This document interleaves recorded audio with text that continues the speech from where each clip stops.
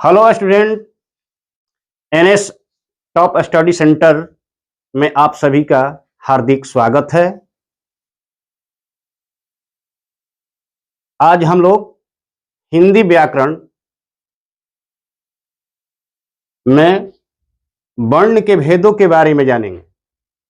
किसके बारे में जानेंगे? वर्ण के।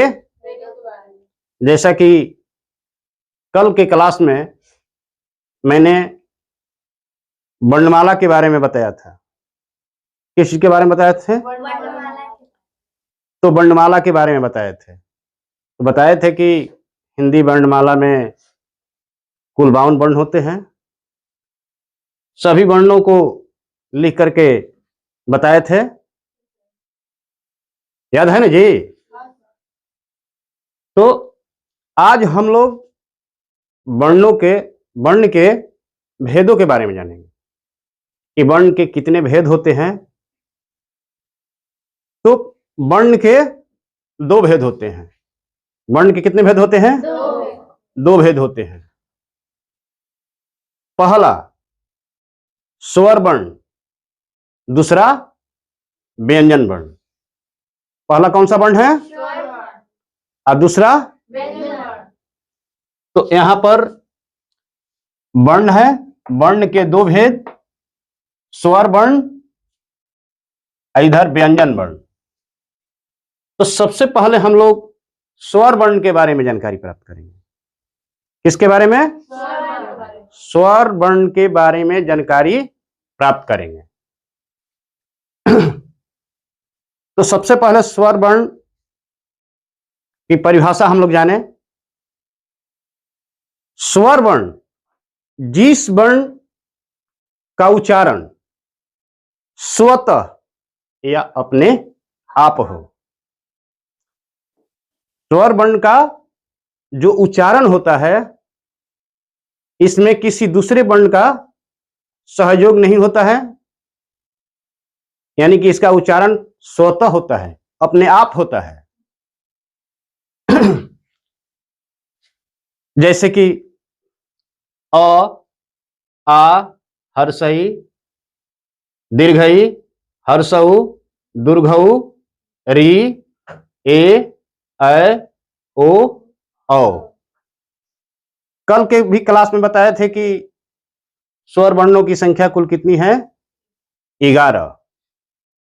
कुल कितने वर्ण हैं? 11। स्वर वर्णों की संख्या कुल कितनी है? 11।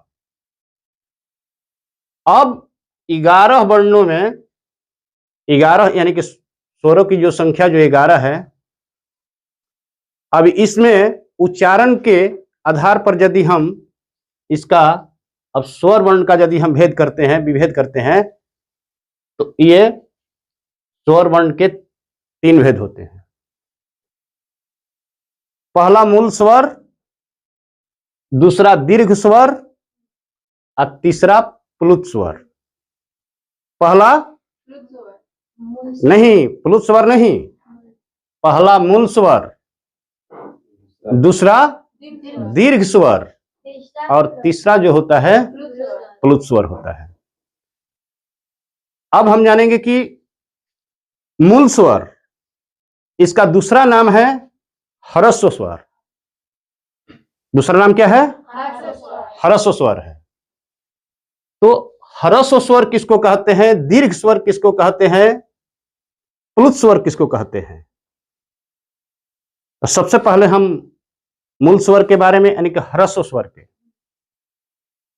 जो मूल स्वर होता है यानी कि ह्रस्व स्वर, जब इसका उच्चारण करते हैं तो इसके उच्चारण में बहुत कम समय लगता है। मूल स्वर किसको कहते हैं? जिस स्वर का उच्चारण में बहुत कम समय लगता है, ऐसे स्वर वर्ण को हम लोग क्या कहते हैं? मूल स्वर। कौन सा स्वर कहते हैं? मूल स्वर।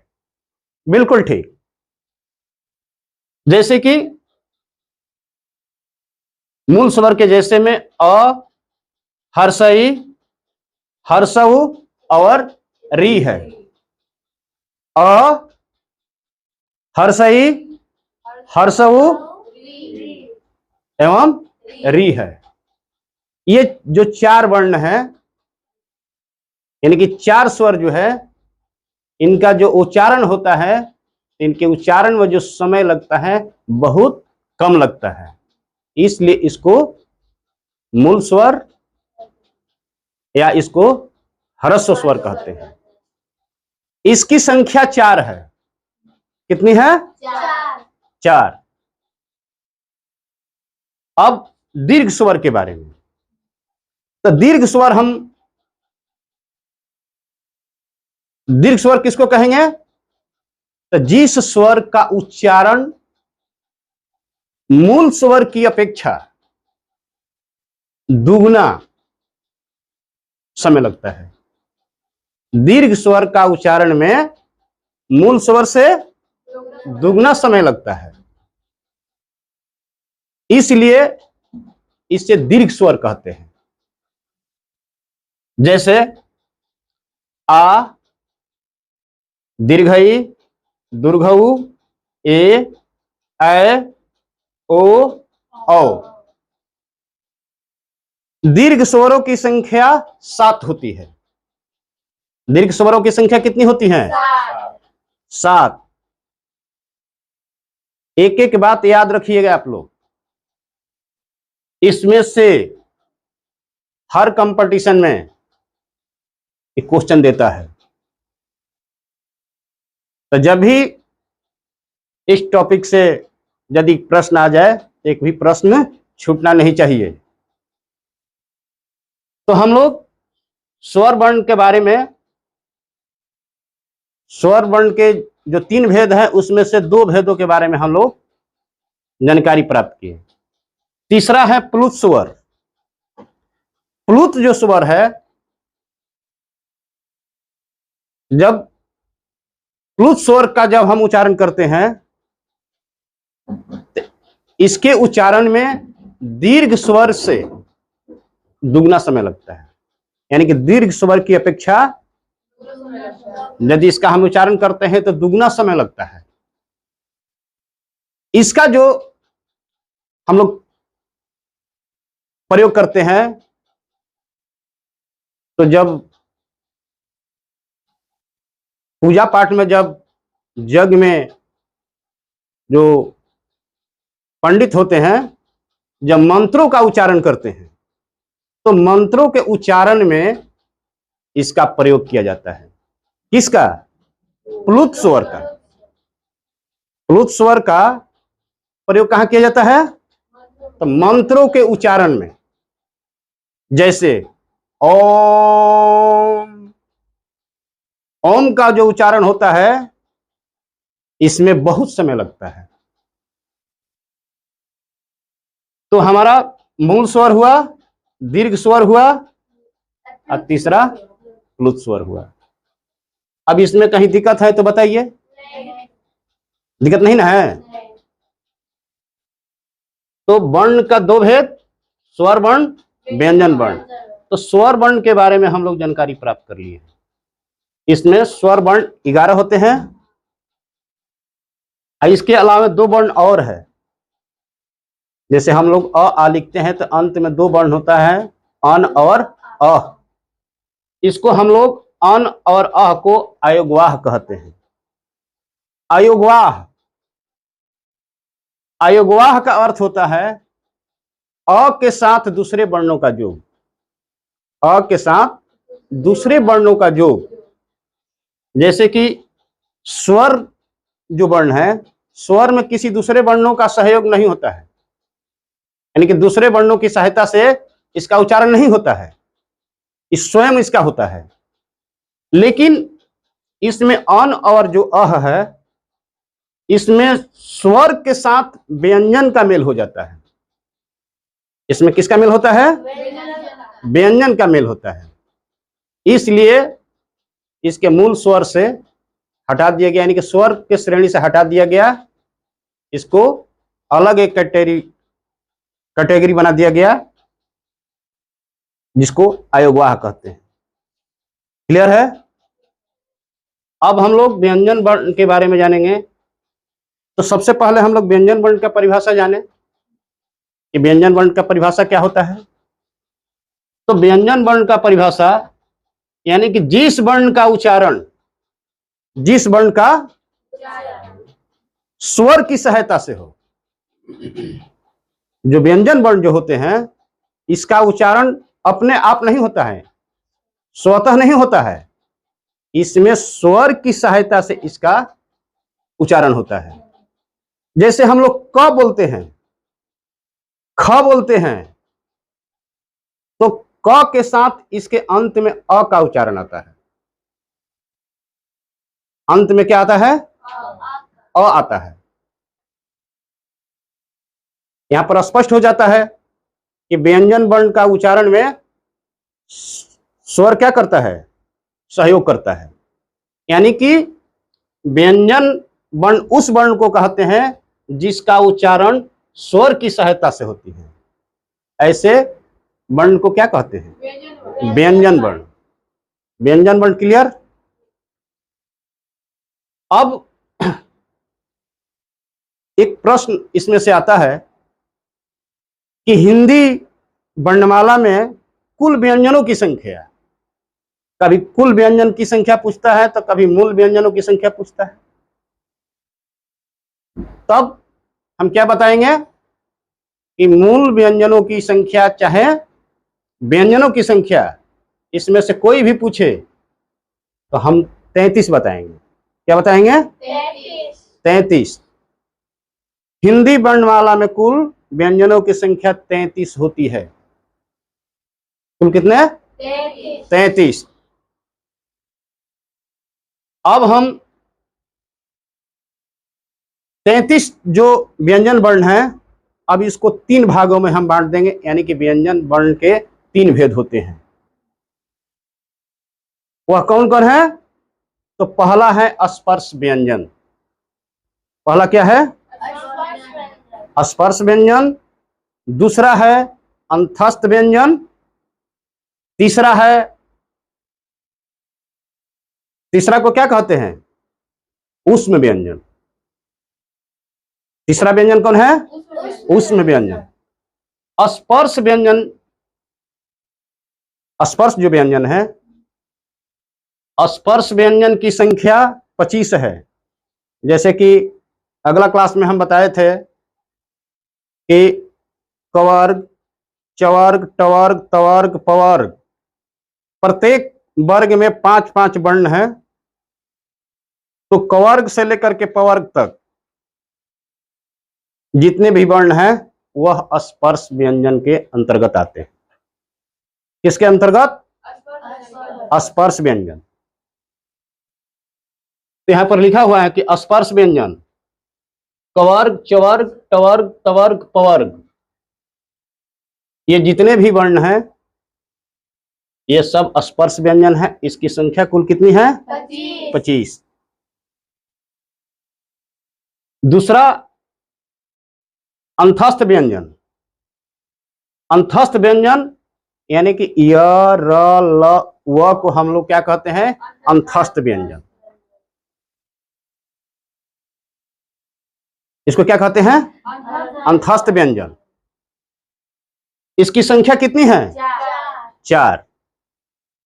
उसके बाद है ऊष्म व्यंजन।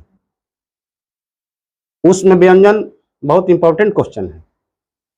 कई एक बार देखा गया है कि कभी पूछता है कि स कौन सा व्यंजन है, या निम्न में ऊष्म व्यंजन है। यदि हम इसको याद रखेंगे तो हम कहेंगे कि ये जो वर्ण है ऊष्म व्यंजन के अंतर्गत आता है। तो ऊष्म व्यंजन में तलावी स, मूर्धनी स, दंती स और ह, यही 4 वर्ण हैं। किस व्यंजन में? ऊष्म व्यंजन में। इस वर्ण को क्या कहते हैं? ऊष्म व्यंजन। ऊष्म व्यंजन क्यों कहते हैं? तो जब इसका उच्चारण करते हैं इससे जो हवा निकलती है मुंह से, बिल्कुल गर्म निकलती हैं, यानी कि उसमें से ऊष्मा निकलती है। ऊष्मा को हम गर्म कहते हैं, इसलिए इसको उष्ण व्यंजन कहते हैं। जब भी इसका उच्चारण होगा तो हवा एकदम घर्षण करके निकलता है, वह गर्म हवा होता है, इसलिए इसको उष्ण व्यंजन कहते हैं। तलाबी स, मूर्धनी स, दंती स, ह। इसकी संख्या कुल कितनी है? 4। अब तीनों को हम जोड़ देंगे तो हमारा हो जाएगा 33, यानी कि कुल व्यंजन कितना है? 33। इसके अलावे भी कुछ व्यंजन हैं, संयुक्त व्यंजन। इसी का नाम है संयुक्ताक्षर। इसका नाम क्या है? संयुक्त व्यंजन कहते हैं। संयुक्त व्यंजन इसलिए कहते हैं कि व्यंजन के साथ व्यंजन का मेल होता है या संयोग होता है, यानी कि व्यंजन के साथ व्यंजन जुटता है। तो इस तरह के व्यंजन को हम लोग क्या कहते हैं? संयुक्त व्यंजन। छ, त्र, ज्ञ और स्र। ये जो छ का जो निर्माण हुआ है, छ कैसे बना हुआ है? तो इसमें क हलंत प्लस मूर्धनी स, ये दोनों वर्ण मिल करके ये छ का निर्माण किया हुआ है। त्र, त हलंत प्लस र, ये दोनों क्या हैं? दोनों व्यंजन हैं। इसके बाद ज्ञ है, तो ज्ञ जो बना है ज हलंत प्लस य से, ज हलंत प्लस य, इससे क्या बना है? ज्ञ। इसके बाद एक है स्र, तो उसमें तलाबी स हलंत प्लस र होता है, इससे स्र बना हुआ है। तो इस तरह से संयुक्त व्यंजनों की संख्या 4 है और चारों में छ, त्र, ज्ञ।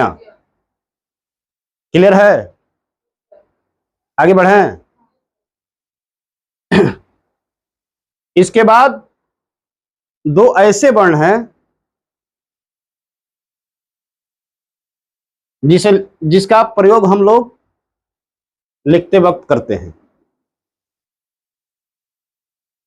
जैसा कि इसका नाम है आगत वर्ण, या इसको द्विगुण या तल बिंदु वाले व्यंजन कहते हैं। तल बिंदु वाले व्यंजन अगला क्लास में भी बताया था इसके बारे में। जिसकी संख्या कुल कितनी है? 2।